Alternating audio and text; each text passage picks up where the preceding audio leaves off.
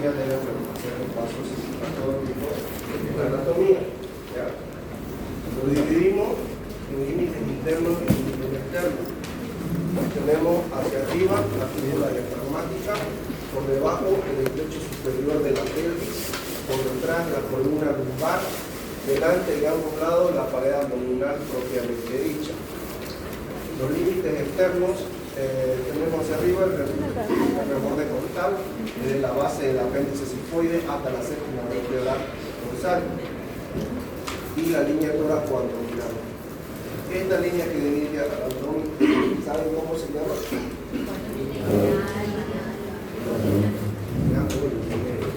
Por eso de ahí el nombre para la antecedente de la cicatriz de una cirugía. ¿Ya? Cicatriz tipo mediana supraumbilical, mediana infraumbilical, para el caso de una laparotomía ambulatoria. Ahora, por debajo, externamente otra línea que se extiende de las arcadas florales, pasando por las cresta ilíacas hasta la parte de la vértebra lumbar, L4, que es la línea abdominopelviana. ¿Ya? Y tenemos en cuanto a lo que son las zonas, que lo divide en 9 cuadrantes. ¿Ya? Esa es según la escuela francesa o latina, y la otra escuela, la anglosajona, que lo divide en 4 cuadrantes. ¿Ya? Superior derecho, superior izquierdo, inferior derecho e inferior izquierdo. Cualquiera de las dos son aceptables, pero la más específica que tenemos en los 9 cuadrantes, con 9 zonas de proyección visceral abdominal más importantes. Entonces, en la cual nos va a mencionar qué tipo de órganos se encuentran en cada cuadrante. Eso es lo más importante. Antes de entrar y ver cada uno de ellos, quiero ver cómo está su repaso anatómico de cada uno. En el hipocondrio derecho, ¿qué órganos esperan encontrar?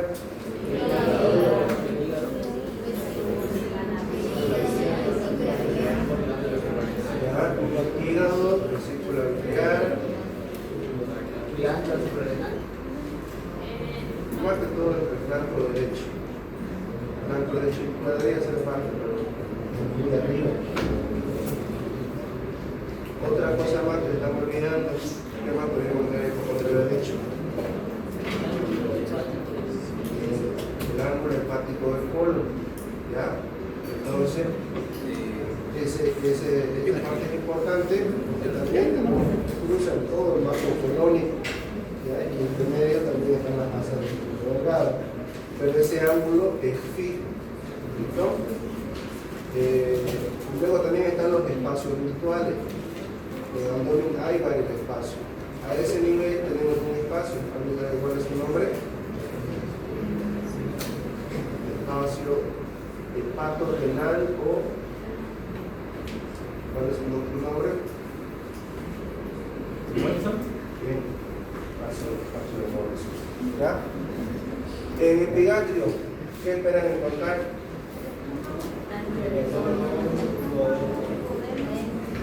Estómago, duodeno, ¿qué más? Páncreas, está bien. Bien, perfecto, colon transverso. ¿Qué más? El hígado, ¿no? ¿Qué lóbulo? Todo derecho. ¿Cuál es el más grande y cuál es el más pequeño? Derecho es más grande, por lo tanto la izquierda, que con una pequeña lengüeta cola, ese le ocupa parte del hígado. ¿Ya? Y en las hepatomegalia puede llegar incluso hasta el hipocondrio izquierdo. ¿Ya? Y en el hipocondrio izquierdo, ¿qué esperan encontrar? El vaso también, el estómago también, porque recuerden que el estómago tiene su flexura, ¿no? Su curvatura, y viene así. Entonces ocupa parte del hipocondrio izquierdo y parte del epigastrio. ¿Qué más? Ya, puede ser. ¿Qué más? El ángulo esplénico del colon. ¿Ya? El flanco derecho.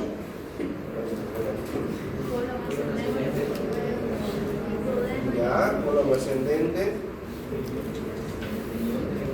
riñón derecho, hay una glándula suprarrenal derecha.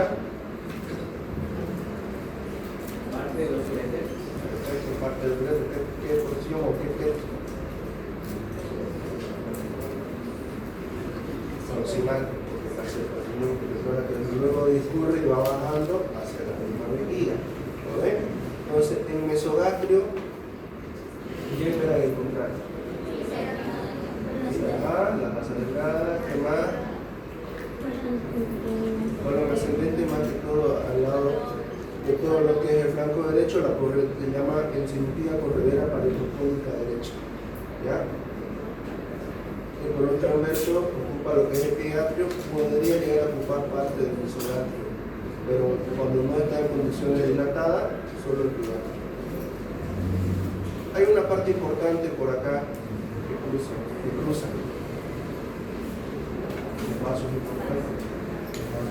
La aorta abdominal. Ya estamos olvidando de eso, la aorta abdominal. ¿Ya? Luego en el flanco izquierdo, lo mismo, colon descendente en este caso, riñón izquierdo, glándula suprarrenal, el tercio proximal del ureter. ¿Ya? Fosa ilíaca derecha, la apéndice, ciego, ¿verdad?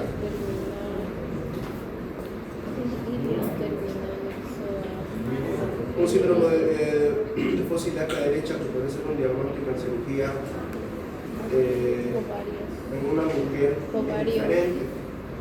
Entonces, ¿qué tiene la mujer actualmente?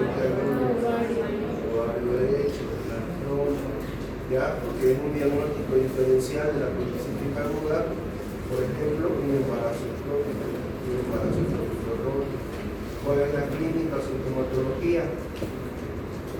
Sangrado vaginal anormal, fuera del ciclo menstrual, dolor abdominal tipo pélvico, unilateral generalmente, ya sea derecho o izquierdo, ya, sensación de masa palpable puede haber, y la amenorrea, usualmente es cuando 40 días, o 3 meses. ¿Ya? Y en caso de embarazo ectópico roto, le añade un shock hipovolémico, una anemia moderada severa, que sí, en esos casos ya es una urgencia o emergencia ginecológica, para la emergencia del paciente. ¿Ya? Entonces, en el caso del hombre, ¿qué más podemos encontrar ahí? Cordón espermático. Ya, las vesículas seminales. Vamos a dar un punto diferente. Y luego llega la región inguinal, que ya todos tienen. La anatomía de la región inguinal ya no estamos viendo más profundo. La van a hacer. En el hipogastrio, ¿qué tenemos?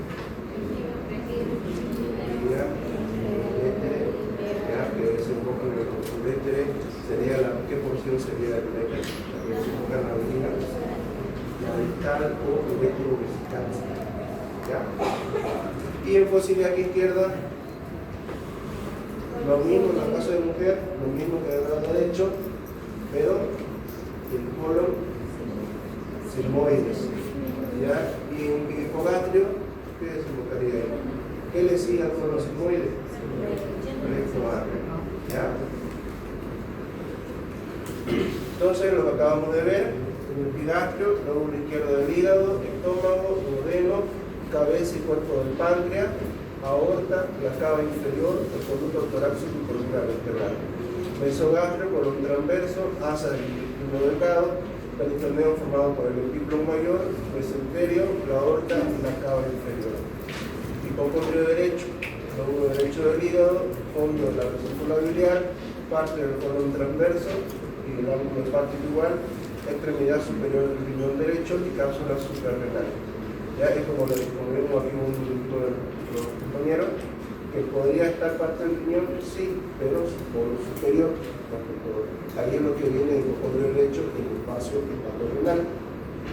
Y el hipocondrio izquierdo, lóbulo izquierdo del hígado, velocidad mayor gástrica, pericardia, epíplon gastroplénico, el vaso, extremidad superior del riñón, lo mismo que el otro lado. delgado, una pequeña porción del colon descendente y sobre todo el ángulo esplénico.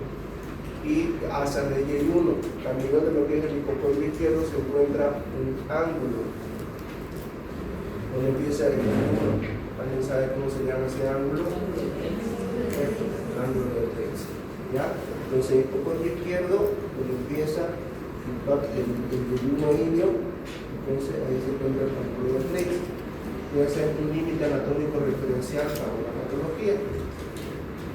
Y en fósil ilíaca derecha tenemos la válvula hidrocecal. Ese es otro límite que también limita una patología. ¿Cuáles son esas patologías? Hemorragia digestiva alta, hemorragia digestiva baja, obstrucción intestinal alta y obstrucción intestinal baja. ¿Ya? Mesogástrico, el ciclo mayor, porción baja gástrica, colon transverso, asa del intestino delgado, mesenterio, la cava y la aorta. Flanco izquierdo, parte del intestino delgado del colon izquierdo, flanco derecho, parte del intestino delgado, colon derecho. Fosa ilíaca derecha, ciego y apéndice, asa delgada, el psoas, genitales de la mujer, los uréteres y los vasos ilíacos. Hipogastrio, el ciclo mayor, parte del intestino delgado, la vejiga y el uréter y el útero de la mujer. Fosa ilíaca izquierda, sigmoide, porción baja del colon descendente, asas delgadas, genitales de la mujer y vasos ilíacos y psoas. Entonces, dentro de los vasos ilíacos que están presentes en el músculo psoas ilíaco, en ambas fosas ilíacas, es bien importante porque incluye dentro de lo que es otra cavidad. Recordemos que la cavidad abdominal es intraperitoneal y la otra es retroperitoneo. ¿Ya? Entonces, el retroperitoneo no van a ver a simple vista, tienen que acceder a una maniobra para poder llegar hasta ese. En esos casos, ¿qué podría haber? Una fractura de cadera puede lesionar al músculo psoas ilíaco, conocido un desgarro, conocido un hematoma del músculo psoas ilíaco y el paciente sangre. Entonces, cuando abren cavidad abdominal, no van a ver bien sangrado porque está ¿ya? Entonces, hay cavidades y esta es una distribución de lo que acabamos de mencionar. Ahora, en las técnicas de exploración, ya hemos dicho que el orden es diferente a las anteriores exámenes físicos de otro sistema. Empezamos por inspección, luego auscultación, palpación y percusión. Me vuelvo a preguntar, que esto va a ser pregunta de examen, ¿por qué la auscultación va al segundo y no al tercero como en otros casos? ¿Por qué cambia el orden aquí? ¿Cómo? Ya, ¿cómo se llaman esos sonidos? Que yo creo que esquivan por terminología médica y no haciendo nada. Ya. Cuando ocultan, ¿qué es lo que esperan escuchar en algoritmo? ¿Cómo se llama eso? No, platidez, percusión, hispanismo, percusión.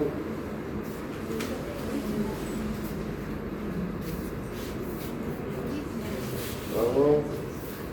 ¿Qué esperan ocultar en el abdomen?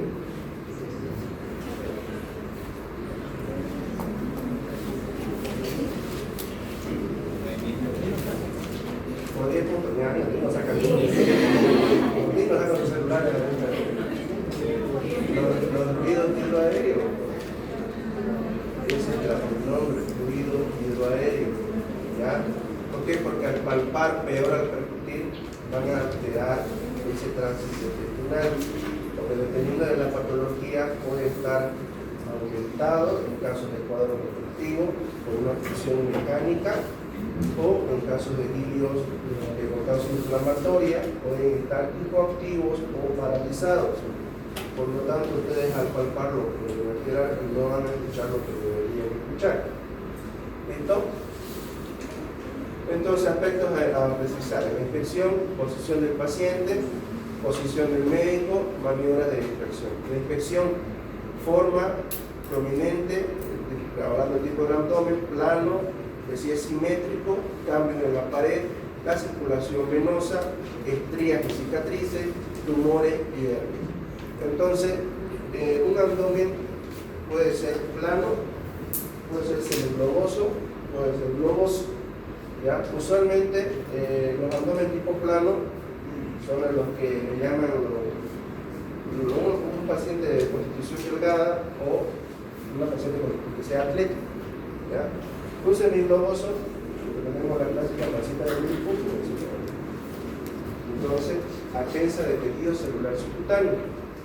Y un abdomen globoso, ya eso hay que ver cuál es la causa. En caso de una mujer, puede ser abdomen globoso a expensa del útero grávido, en caso de mujeres gestantes. ¿Ya? Y entre otras causas que hay que determinar por qué es abdomen globoso, puede ser abdomen globoso a expensas de líquido asítico. Para los que fueron a práctica, a veces se dieron cuenta que había una señora en observación 1 a la izquierda de la pared con amarillita y con el pelo vacío. ¿Alguno vio? ¿Está viendo? ¿Ya? Ya. Entonces eso era el líquido asítico, con una patología crónica. ¿Ya? Entonces, en cuanto a eso, en cuanto a la forma del abdomen, hay que ver también la simetría. Puede ser simétrico o asimétrico. En caso de las obstrucciones intestinales, ahí es donde se va a ver una alteración de la simetría del intestino. Entonces, en caso de obstrucción intestinal alta, puede ser simétrico y en baja, asimétrico. Entonces, en la causa de obstrucción intestinal alta, tenemos distintas causas. Una de las principales son que tenga antecedentes quirúrgicos abdominales del paciente por bridas y adherencia. Y en las bajas, complicaciones por ejemplo, de la colon chagásica. ¿Cuáles son esas? Hay dos patologías que son a consecuencia de la colon chagásica.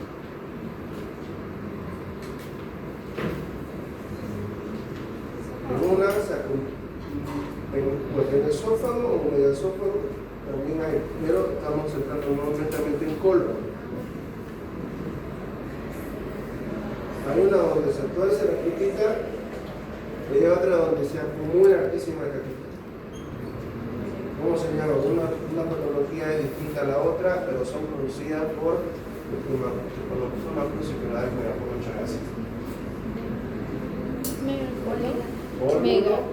Uno y el otro es vólvulo, es el que se torce del colon, usualmente el colon sigmoide, el que está bien distendido, dilatado, se torce sobre su propio eje. ¿Ya? Y el otro es el fecaloma, ¿ya? Que es la acumulación de las heces fecales. Usualmente son pacientes que no tienen deposiciones por 2 o 3 semanas. ¿Ya? Entonces, el trypanosoma cruzi produce que no haya una peristalsis de la asa, por lo tanto no hay esas contracciones. El paciente no va a poder eliminar gases y no va a poder tener catarsis. ¿Qué es la catarsis? Entonces, que tienen que ir manejando la médica, ¿no? Ahora, ¿qué produce el trypanosoma cruzi en el colon? ¿Por qué esa asa está paralizada y no hay el pericardio? Ya afecta exactamente, afecta a los dos plexos, Meitner y Auerbach, la cual produce pero produce algo a nivel de los nervios.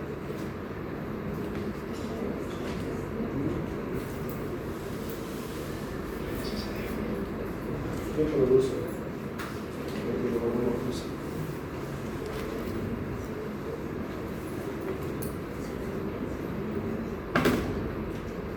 Cuando lleguemos a hacer la intestinal, ahí lo voy a tomar. Entonces, la ocultación.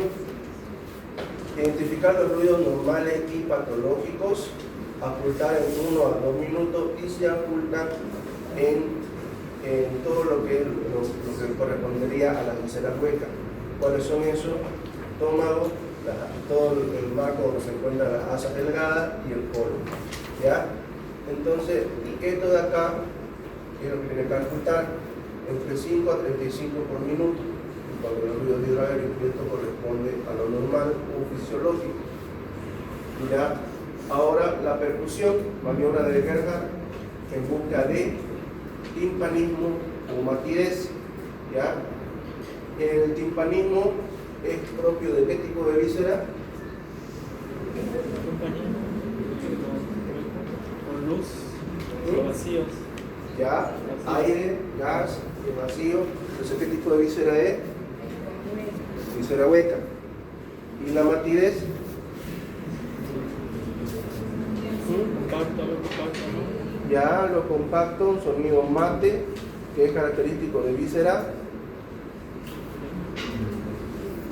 sólida. ¿Listo? Entonces, ahí van a, lo fisiológico, al percutir van a ver matidez, en caso de lo que es el hígado, ¿ya? Y en algunos casos correspondería al páncreas, pero usualmente no se podría palpar. El vaso sí, en caso de una esplenomegalia, ¿ya? Y lo patológico correspondiendo a esto, si ustedes percuten timpanismo en un lugar que debería ser mate, por ejemplo una víscera sólida, deben sospechar de presencia de aire libre en la cavidad abdominal. Y la presencia de aire libre en la cavidad abdominal te indica un neumoperitoneo, ¿ya? Que es perforación de una víscera hueca. En esos casos el paciente es quirúrgico, hay que operarlo y ver cuál es la perforación. ¿Ya? Pueden ser úlceras pépticas perforadas, una úlcera gastrodental perforada, ¿ya? Que es indicación quirúrgica. Ustedes cuando hagan la percusión en el abdomen van a percutir timpanismo donde debería haber matidez, donde no se ve. ¿Ya? Ahora, en las vísceras huecas donde debería haber timpanismo hay matidez y tienen una ecografía que es líquido libre, entonces la presencia de ese líquido es lo que está ocupando el espacio de la cavidad y está generando el sonido mate. O presencia de tumoraciones, hay tumor de ciego, hay un cáncer del colon derecho, cáncer del colon izquierdo, donde debería haber timpanismo, hay matidez. Entonces, algo que ocupe ese espacio, que puede ser líquido, puede ser sangre, puede ser pus, ¿ya? Puede ser en el caso de un paciente poco operado, una complicación que esté sangrando, ¿ya? O que haya una fuga de bilis, el paciente poco operado de vesícula, entonces se llama eso bilioperitoneo, y en esos casos hay que reoperar al paciente, ¿ya? Entonces, en cuanto a la palpación superficial, palpación profunda, y hay dos tipos de palpación, monomanual y manual. ¿Ya? Entonces, los requisitos para la palpación abdominal tenemos inherentes al examinado, requisitos en cuanto al explorador, maniobras aplicables en los casos de palpación aparentemente imposible por hipertonía parietal. Tenemos la palpación superficial, tensión abdominal y palpación profunda. Entonces, la palpación monomanual, siempre cuando ustedes palpen a los pacientes, no asienten solo la punta de los dedos o solo el pulpero, tiene que asentar toda la mano, ¿ya? Y se palpa en sentido de las manecillas del reloj, ¿ya? En sentido de las manecillas del reloj, pero antihorario, así. ¿Por qué? Porque el otro empieza, yo creo que es así, de izquierda a derecha, ¿cierto? Entonces, antihorario, de derecha a izquierda, y siempre equidistante al sitio del dolor. Si dice que el paciente viene con dolor en fosa ilíaca derecha, no empiecen palpando directamente en el sitio del dolor, pásense a la contraparte, al lateral, y empiecen así, palpando, ¿ya? Entonces, uso de una mano, la palma de la mano se apoya suavemente sobre el abdomen, dedos extendidos y unidos para ejercer una presión suave sobre la pared, con movimientos hacia abajo con la punta de los dedos, tratando de deprimir el abdomen alrededor de 1 centímetro. ¿Ya? Suavemente asciendan la palma de la mano, no es con fuerza, ¿ya? Porque no lo van a hacer a pacientes, recuerden que son pacientes que ya vienen a doloridos. Y una mala exploración, una mala palpación puede simular que si haya dolor, pero es por un error técnico, por una mala maniobra, y realmente el paciente no tiene dolor en ese sitio, sino en otro lugar. Entonces, siempre decir al paciente que se relaje, ¿ya? Que no tense los músculos del abdomen, porque puede hacer por inspiración, puede tensar los músculos abdominales y no hacer, ustedes no van a poder hacer una buena exploración. Entonces, paciente con inspiración e inspiración, y se relaje para que ustedes puedan hacer una correcta palpación. Entonces, explorar posibles abombamientos, ¿ya? Explorar el espesor de la pared abdominal, que ¿cómo se llama ese signo? Y ustedes agarran la piel y el cutáneo para ver qué. La turgencia. ¿Cómo se llama eso? La turgencia. ¿Ya? Entonces, ustedes ven de esa manera, examinar la piel, tejido celular y los músculos, explorar orificios naturales, ¿ya? La línea media abdominal, posibles eventraciones y alteraciones de la sensibilidad parietal. ¿Ya? Entonces, la línea media abdominal, que hemos visto en la otra, la línea alba, son líneas en las cuales construyen hernias. Entonces, ustedes tienen que palpar y revisar. ¿Ya? Tenemos la línea, la hernia epigástrica, ¿ya? Tenemos lo que es la hernia umbilical, que es la diástasis de recto. Alguna alteración a nivel de la línea recta, pero es un abombamiento de esa línea y no así un defecto anatómicamente constituido, que es la definición de hernia.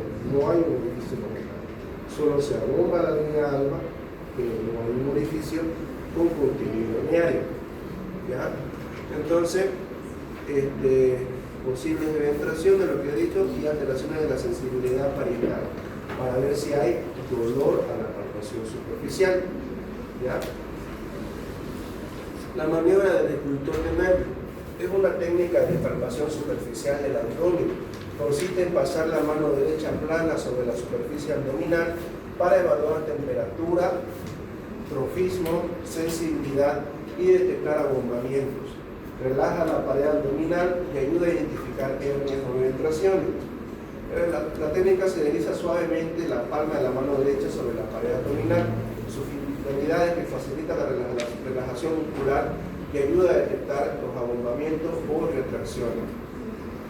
Luego, la diferencia o contraparte, la maniobra del esfuerzo, que es una técnica de preparación física abdominal donde el paciente levanta la cabeza o las piernas en decúbito supino para contraer los músculos rectos anteriores.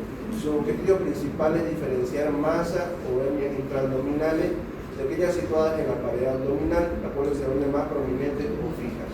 Entonces, la diferencia entre la maniobra de escultor o de Merlo es que es más que todo una palpación superficial para la pared abdominal, para detectar masas, acumulaciones o vibraciones en la pared abdominal, pero para más profundidad intraabdominal es la maniobra de esfuerzo. ¿Ya? ¿En qué consiste esa? Que el paciente acostado boca arriba se le pide que levante la cabeza o ambas piernas extendidas. Esto va a hacer que contraiga la musculatura abdominal anterior. Su utilidad diagnóstica en casos de hernia, masas y diástasis de recto. ¿Ya? Que la diástasis de recto es la que lo acabo de mencionar, la separación de los músculos rectos abdominales. Entonces, y luego está la otra que es la exploración de la tensión abdominal. Es un componente crucial del examen físico que evalúa la resistencia de la pared abdominal, ayudando a detectar inflamación peritoneal, es decir, abdomen agudo, masa o hernia. Entonces, más que todo esta técnica es para buscar signos de irritación peritoneal para un posible abdomen agudo quirúrgico. ¿Ya?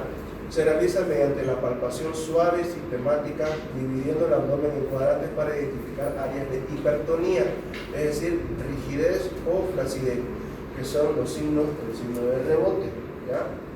Puntos clave de la exploración de flexión abdominal: posición del paciente, de cúbito supino, boca arriba, con brazos a los lados y rodillas ligeramente flexionadas para relajar la musculatura. Entonces, en cuanto a lo que son los signos, que muchas veces me confunden signo de Blumberg con signo de Murphy.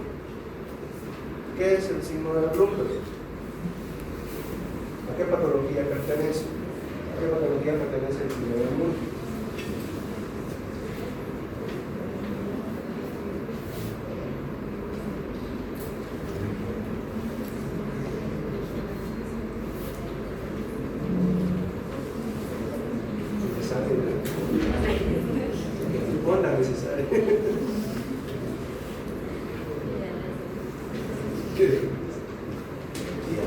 Entonces, el signo de Murphy es propio de la polioceptitis.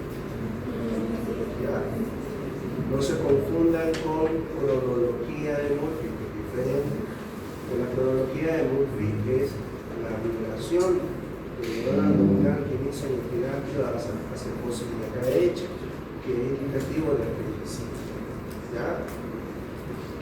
Y el Blumberg, el signo de Blumberg, o signo de rebote positivo de posibilidad derecha, es un signo de irritación peritoneal que indica una apendicitis aguda.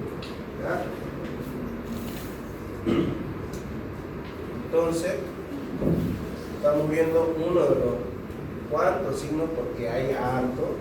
Para signos apendiculares por lo menos hay 33 signos mínimos. Entonces ya cuando le toque cirugía 2, si no me equivoco, ya empiezan a tratar todo ese tipo de patología.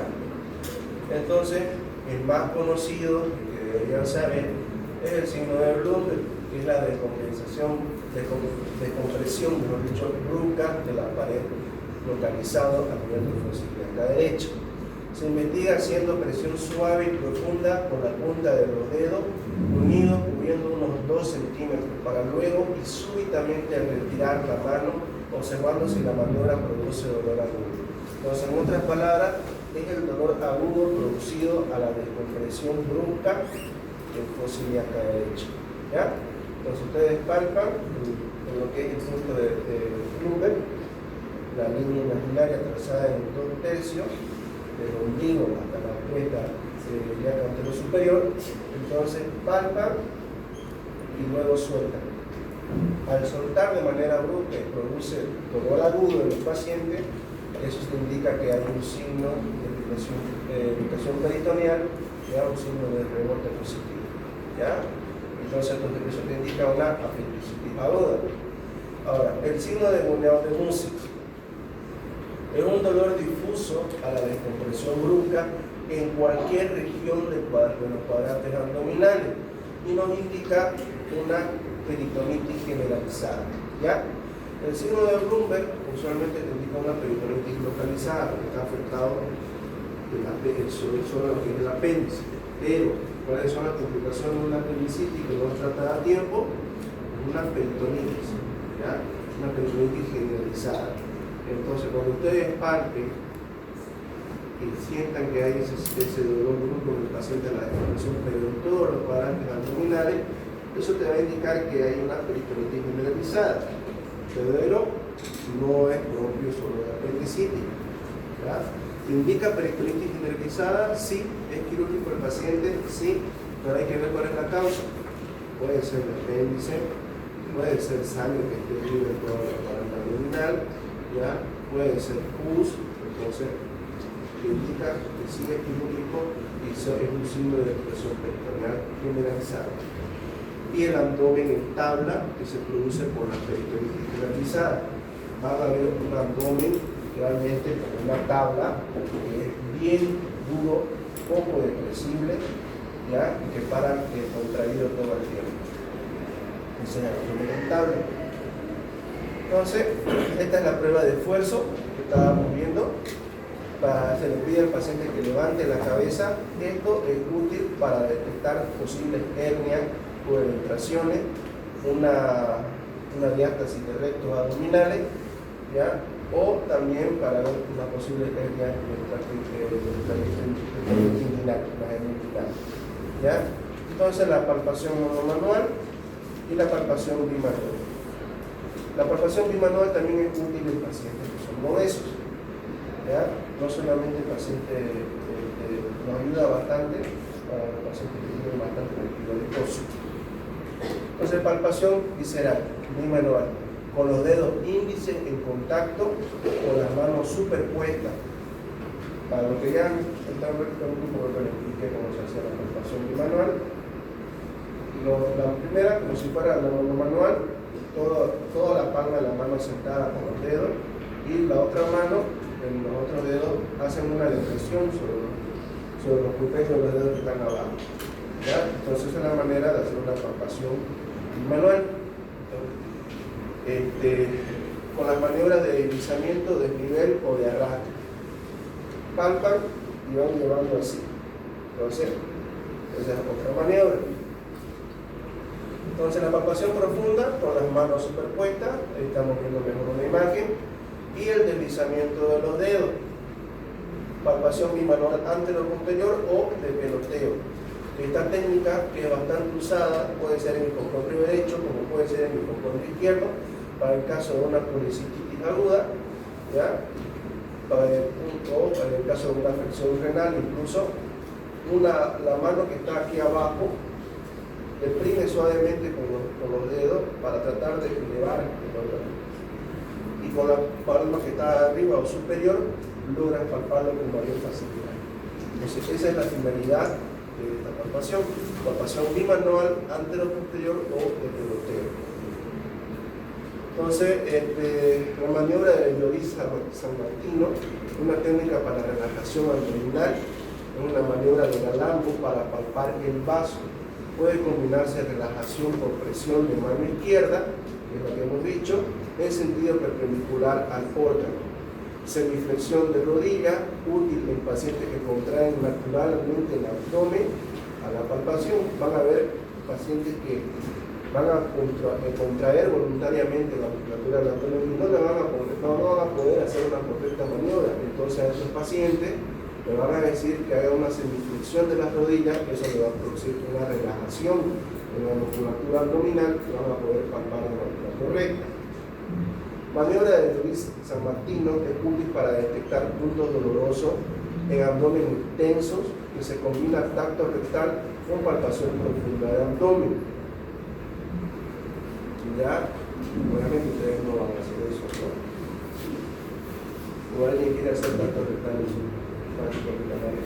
Si nos enseña, no hay que aprender. Para lo que quiera y se quede, puede aprender incluso a hacer procedimientos, ¿no? Ya una de sus compañeras ha colocado, creo que son la Foley,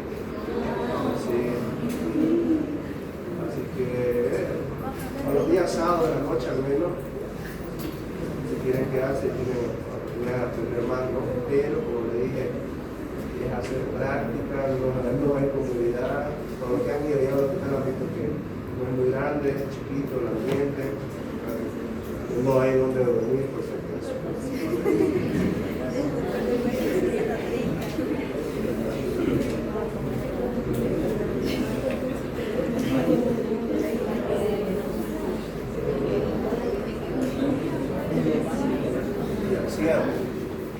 Maniobra de deslizamiento de velar Hausmann. Colocar una o ambas manos en forma perpendicular al eje mayor del órgano y deslizarla sobre este tratando de identificar su contorno. Se colocan los dedos adosados levemente curvos y los índices por encima entrecruzados. De esta manera queda una línea palpatoria recta. ¿Ya? Esta maniobra, la maniobra del bazuqueo o chapoteo gástrico, para poder palpar el estómago. Es una técnica de exploración física abdominal para detectar retención de líquidos y gases en el estómago. Consiste en presionar rítmicamente el epigastrio con los dedos para escuchar un ruido hidroaéreo, o el chapoteo, lo que sugiere una posible obstrucción pilórica. Aparte, si se sospecha de una obstrucción pilórica, el paciente va a venir con vómitos purpurecidos, va a estar vomitando todo el tiempo. Entonces, la posición del paciente en decúbito dorsal, boca arriba, La técnica, el examinador presiona rápidamente y repetidas veces la zona epigástrica con la punta de los dedos índice, medio y anular semiflexionados. Los hallazgos, la presencia de un ruido de chapoteo, especialmente si el paciente no ha ingerido líquidos recientemente, es indicativo de una retención gástrica. Su significado clínico es generalmente indica una disminución o ausencia de la peristalsis, de los movimientos de la asa y del tono del estómago, a menudo asociado a un síndrome obstructivo del hígado o síndrome pilórico. Ahora, referente al ciego, ¿ya? Con la maniobra de deslizamiento se palpa el ciego elástico, inmóvil e indoloro, a veces distendido por contenido hidroaéreo que se percibe con los pulpejos de los dedos como un borboteo característico. ¿Ya? A este nivel puede presentarse lo que son las tumoraciones. Puede haber un cáncer de ciego, vemos el colon derecho, aquí pueden palpar masas también. ¿Ya?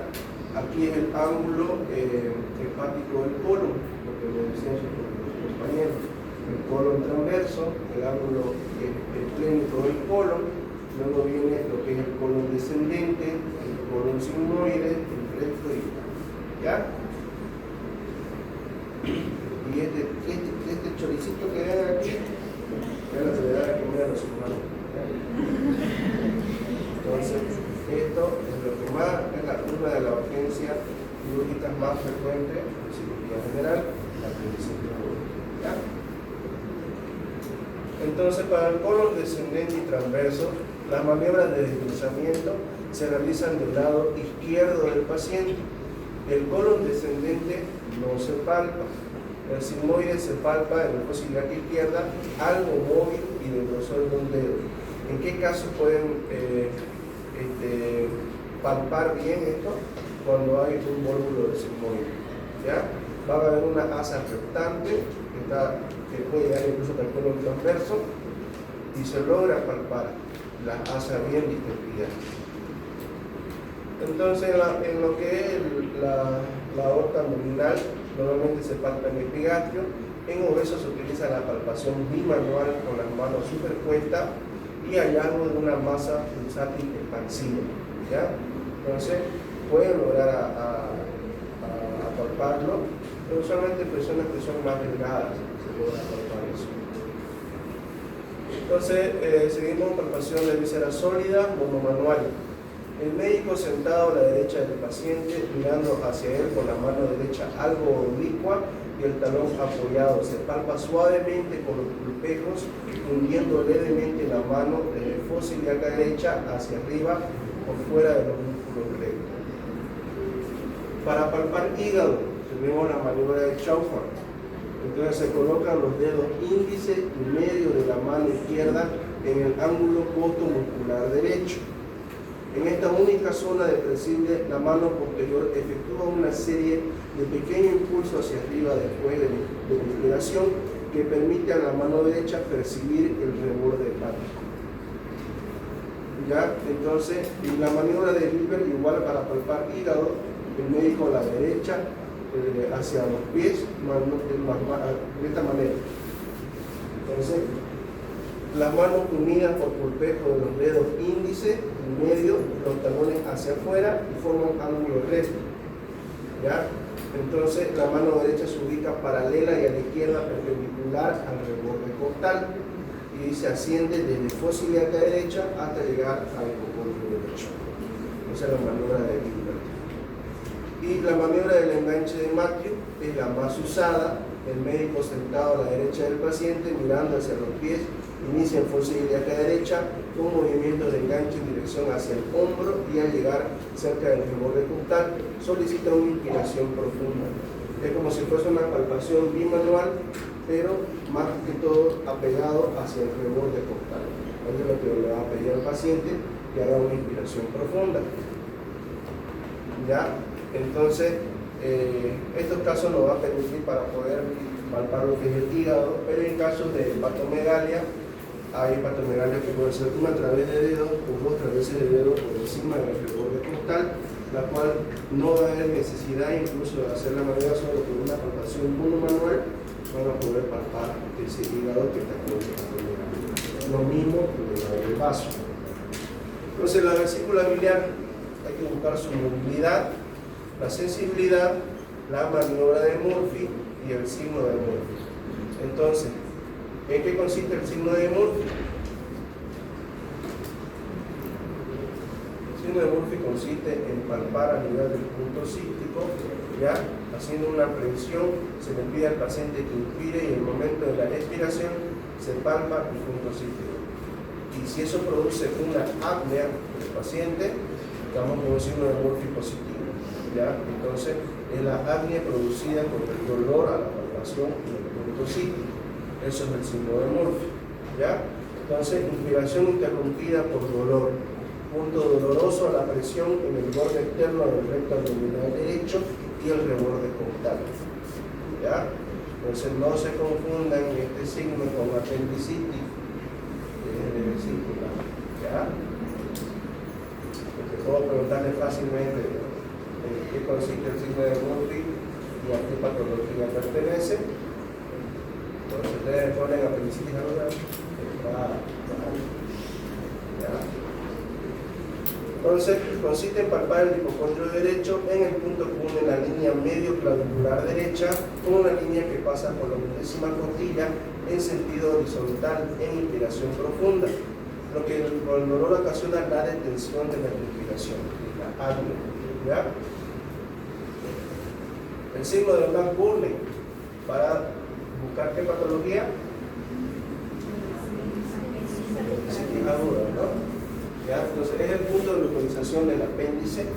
Esto es lo que le dije, esta línea, ubicado en la unión de los 2 tercios proximales y el distal de una línea imaginaria trazada entre el ombligo y la cresta anterosuperior, la cresta superior de la cadera, o el apéndice. Si al efectuar la presión se le pide al paciente que eleve el miembro inferior derecho extendido en la maniobra de Hausmann-Mester. Entonces, en esos casos, otro tipo de maniobra para buscar un signo de apendicitis. El paciente está en el cúbito dorsal, ustedes le piden que eleve la pierna derecha, ¿ya? Siempre extendida, y eso va a producir dolor en posibilidad derecha. Ya tiene su nombre, ese signo.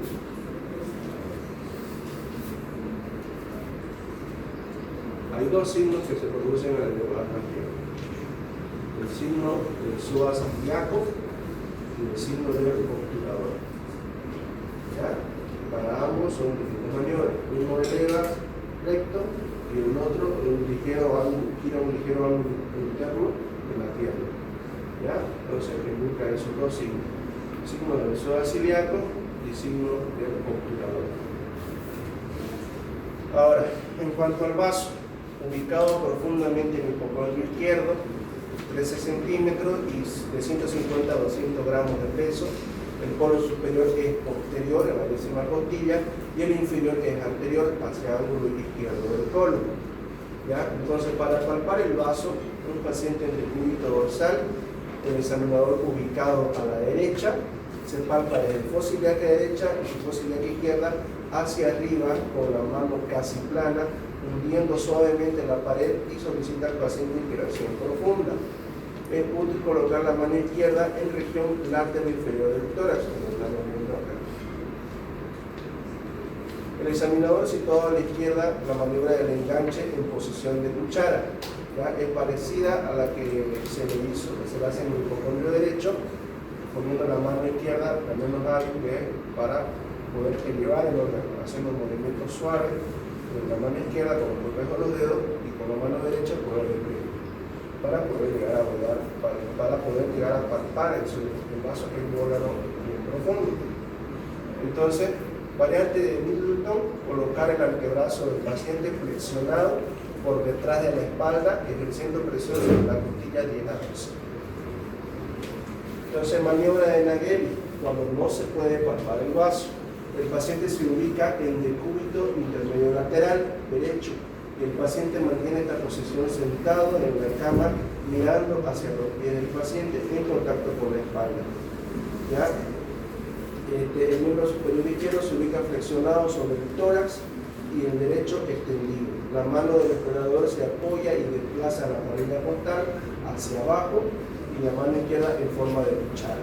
Esta es la maniobra en caso de que el paciente no se logre palpar el vaso. ¿Ya? Y el cúbito lateral derecho, esta mano levanta un movimiento suave y con esta hace la presión. ¿Ya? Aquí como están viendo, viene el fósil de acá derecha, va llevando los deditos hacia el reborde costal y la otra palma. ¿Ya? Entonces, eso es lo que dice que es un órgano bien profundo, sí es cierto. El dolor de cabeza por el momento de operar un trauma esplénico. Anteriormente un caso de un paciente que fue agredido por arma blanca, fue apuñalado en el tórax posterior, le generó dos tipos de patologías. Uno, un hemodeumotórax, una combinación de sangre y aire en el espacio pleural, se lo colocó su pneumotórax, pero luego cruzó con dolor abdominal. Se examina la región abdominal, se palpa, hay signo de infiltración peritoneal, se hace una ecografía abdominal y hay líquido libre en la cavidad abdominal. Entonces, en esos casos, por la cercanía, para complementar el estudio, si el paciente está con signos vitales estables, puede solicitar un estudio de movilidad de velocidad con una tomografía de abdomen. Pero si el paciente está descompensado en la parte hemodinámica, la indicación es la parotomía de emergencia. ¿Ya? En este caso aún estaba con signos vitales estables, se hace una tomografía y se observa el líquido alrededor del vaso. Entonces sospecha un trauma esplénico. Entonces el hallazgo intraoperatorio al abrir la cavidad abdominal es que encuentra una laceración del polo superior del vaso. Ustedes explicarán cómo el cuchillo se fue en toda la posterior, cómo llegó a presionar el vaso. Perforó el diafragma, y al perforar el diafragma, la punta del cuchillo perforó el vaso. ¿Ya? Entonces, esa es una de las explicaciones de por qué pasó eso. Entonces, en esos casos se cauterizó y con algo sangrado activo se corrigió con cauterización. ¿Ya? Pero cuando hay traumas esplénicos que produce el grado 4, porque son por grado, grado 1, grado 3 y 4, en el grado 4 es generalmente un estallido del vaso. Cuando hay un estallido del vaso, es decir, el vaso fragmentado, está prácticamente puro plano, ¿verdad? Es ligar el hilio esplénico, lo que nutre el vaso con la dirección, y sacar el vaso, una esplenectomía total. ¿Ya? Entonces, en esos casos, usualmente cuando hay estallido del vaso, un trauma clínico grado 4, es cuando hay un accidente de tránsito, paciente, el más frecuente del mecanismo de trauma, cuando hay cirugía 3, todo se estudia hasta el mecanismo de trauma, te puede orientar hasta qué tipo de órgano está afectado y cuál va a ser su afectación del órgano, en qué estado va a estar. En el batería un grado 4 es frecuente los accidentes por manubrio de la bicicleta. ¿Ya? Entonces, o de las motos o bicicletas, cuando el paciente cae sobre el manubrio del volante de la bicicleta, impacta sobre toda esta región. Entonces, esos tipos de traumas, ese tipo de mecanismos produce una lesión más que segura del vaso. ¿Ya?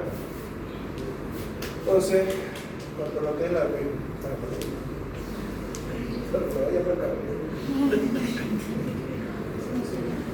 ya, entonces, lo que es la percusión del espacio del traume es igual a la posición de una Geli, pero el brazo izquierdo sobre la cabeza. La percusión con el método de Castel, el paciente en el cúbito dorsal se percute el último espacio intercostal sobre la línea axilar anterior para ver la sonoridad.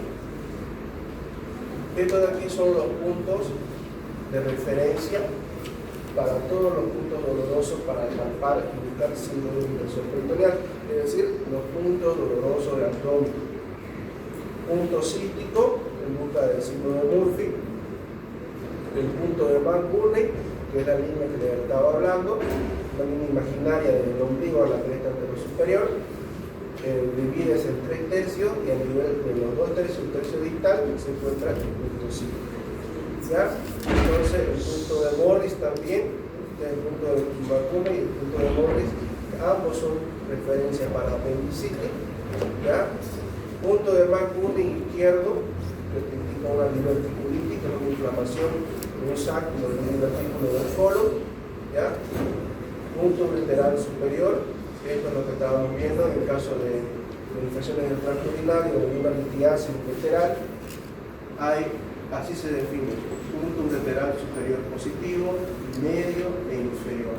¿Ya? Entonces todo este trayecto paralelo a la línea alba, entonces se encuentra el trayecto de los uréteres. Entonces el ombligo, la referencia, punto ureteral superior, y luego aquí el medio y abajo el inferior. ¿Listo? Para buscar de una litiasis ureteral, que puede ubicarse en cualquiera de sus tercios: proximal, medio distal, o tercio superior, medio y inferior. ¿Listo? Eso.